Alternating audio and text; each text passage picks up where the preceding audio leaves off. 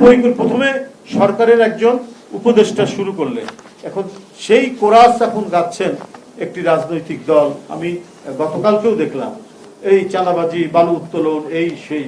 তো এখানে তো আপনাদেরও নাম পাওয়া যাচ্ছে। আর আমরা যে তাদেরকে বহিষ্কার করছি, পদ স্থগিত করছি, তাদেরকে বিভিন্ন শাস্তিমূলক ব্যবস্থা গ্রহণ করছি, সেটা তো বলছেন না। আর সামারসেট বম, বিখ্যাত রাইটার, তার একটি লেখার মধ্যেও তো আমরা পড়েছি, সেটা সবাই আমাদের পাঠ্য ছিল, পড়েছেন নিশ্চয়ই, আপনারা জানেন যে every family has a black sheep. প্রতি পরিবারেই একটা না একটা ব্ল্যাক শিপ থাকে।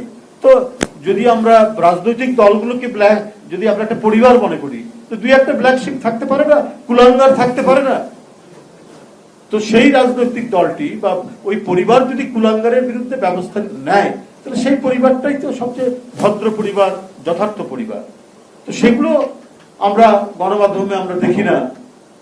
আমরা দেখি যে খুব কায়দা করে, নানাভাবে একটা বয়ান তৈরি করে বিএনপির বিরুদ্ধে ব্যবহার করা।